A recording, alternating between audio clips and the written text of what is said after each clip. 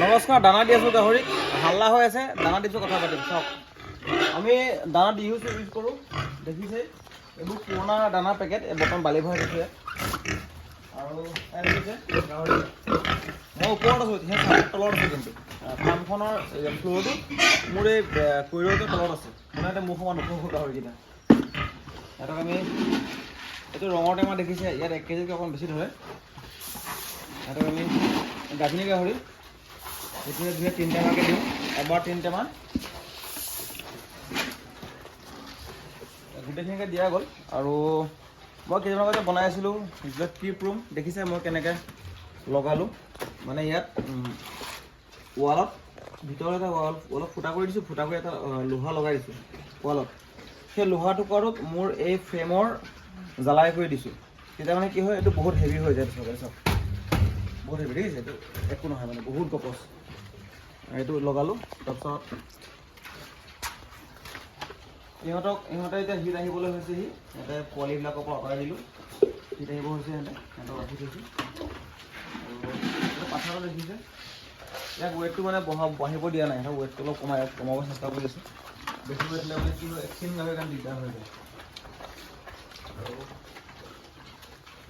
এজনী 11টা পোৱালি। এইটো পোৱালি চাওক, পুৰা মাছখোলা। এইটো পোৱালিটো সি মাকৰ লগত এনাহে খায়। বাকী ইহঁতক ষ্টাৰ্টাৰ দি থৈছোঁ, এইফালে দেখাইছোঁ। আৰু ইহঁতকো ষ্টাৰ্টাৰ দিয়া আছে, পূৰা ষ্টাৰ্টাৰ পৰা দিছোঁ। সিহঁতক দেখিছে পূৰা খোৱাত বস্তু সিহঁতক।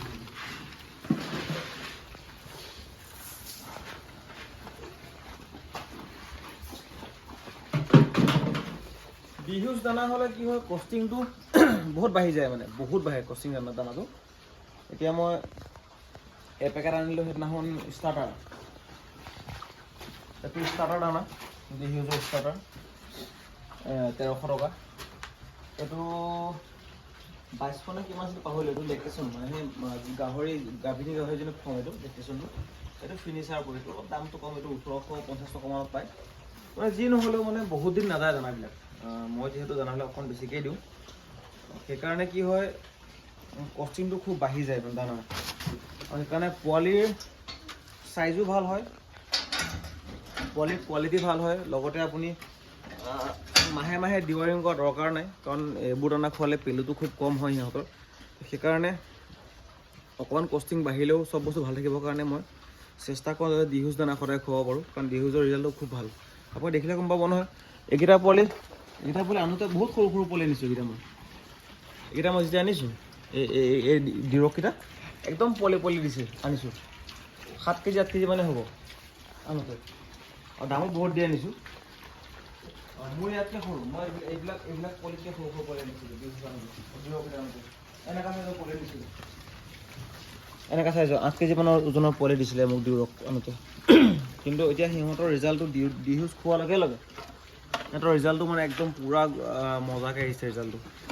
এইটো দানাত 1.5 কেজিমান সোমায়। দানাত এইটো টেমাটো হৈছে, আমি যে লিভ 52 এনেকুৱা কেলচিয়াম আনিলে, ডাঙৰ টেমা আনিলে, তাতে এইটো তাৰপৰা কাটি পেলাই উলিয়াইছোঁ, তাৰে পিছফালটো। আৰু মোৰ ফাৰ্মত এইটো হৈছে, এইটো লিভাৰ ব্ৰটন। ইয়াত লিভাৰো আছে, লগতে অকণমান ভিটামিনো আছে। সেইকাৰণে এইটো মই লিভাৰটো এইটো ইউজ কৰোঁ লিভাৰৰ কাৰণে। বাকী গাহৰি যেতিয়া গাভিনী হৈ যায়, গাভিনী হোৱাৰ পিছত যেতিয়া পোৱালি দিয়াৰ পিছত সিহঁতক মই কণ্টিনিউ 4 দিন 5 দিনমান এইটো খুৱাওঁ। এইটো এক্সপাৰ, এইটো খুৱাওঁ। এইটো মানে মোক ডক্তৰ এজনে কৈছিলে, মানে য'ত কিনিব গৈছিলোঁ তাতো ডক্তৰ এজন দেখা পাইছোঁ। তেখেতে ক'লে এইটো গৰুক খুৱাই হেনো, এইটো বোলে খুৱালে সিহঁতৰ যিটো ইউট্ৰেছ আছে, ইউট্ৰেছটো চাফা হয়। আমি ইয়াত নৰ্মেল ইউট্ৰেছ এক্সট্ৰাকৈ চাফা কৰা নাযায়। তো সেইকাৰণে মই এইটো প্ৰথমবাৰ ইউজ কৰিছোঁ। প্ৰথমবাৰ ইউজ কৰাৰ পিছত মই এতিয়ালৈকে 3জনী গাহৰি ছাৰ্ভিচ দিলোঁ। ৰিজাল্টটো কেনেকুৱা আহে গম পাম। আৰু আশা কৰোঁ এইটো আয়ুৰ্বেদিক যেতিয়া ভালেই হ'ব লাগে।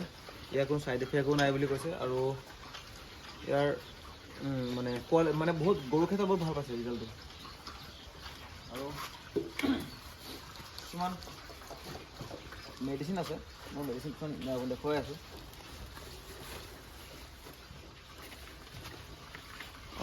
এইটো চিংকমেট এইটো গাহৰিবিলাকে মন চন মাৰি থাকে, এইটো মই এইটো চিংকোমেট দিওঁ। এইটো জ্বৰ হ'লে মাৰোঁ মেলনেক্স প্লাছ। আৰু কেইটামান আমাৰ লাগতিয়াল মেডিচিন, এইবিলাক খুব দৰকাৰী মেডিচিন। এইটো নিউৰ'কাইণ্ড, এইটো নাৰ্ভৰ কাৰণে মাৰোঁ। এইটো মেলনেক্স প্লেন, এইটো বিষৰ কাৰণে মাৰোঁ। এইটো এণ্টিবায়'টিক।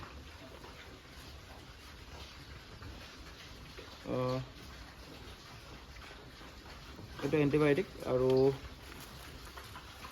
এইটো হৈছে নিঅ'মেক। এইটো মানে আইভাৰমেক্টিন ইনজেকশ্যন, সেইটো ছালত মাৰোঁ ছালৰ প্ৰব্লেম থাকিলে। এইটো ট্ৰাইভিভেট, এইটো হৈছে বি কমপ্লেক্স।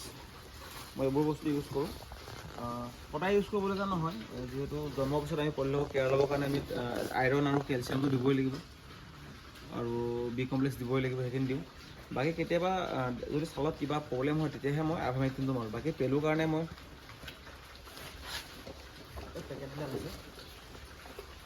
পাইপাজেন, এইটো পেলুৰ কাৰণে ইউজ কৰিছিলোঁ, পোৱালিখিনিৰ কাৰণে। এইবিলাক পেলুৰ কাৰণে এইবিলাক ইউজ কৰোঁ। তাৰপিছত লিভাৰৰ ঔষধ খুৱাওঁ। আৰু কেতিয়াবা ক'ৰবাত ঘাঁ হৈ যদি পোক লাগে তেতিয়াহ'লে এইটো মুচিয়ে গ'ল ভালকৈ। এইটো ক্লিন নে ক্লিয়াৰ বুলি আছিলে, এইটো এনেকুৱা ডাঙৰো পায়, এইটো ইউজ কৰোঁ। আৰু হিমেক্সটো ইউজ কৰোঁ।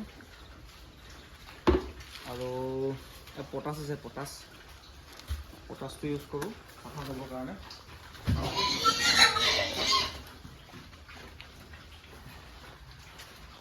পটাছ ইউজ কৰোঁ।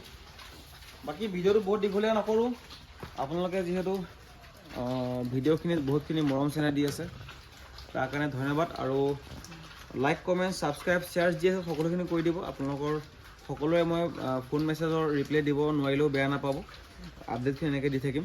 আৰু যিহেতু বৰ্তমান পোৱালিও নাই, আৰু যিসকলে ফোন কৰেতো গম পাইছে মই কিমানখিনি মই কথা পাতিবলৈ চেষ্টা কৰোঁ।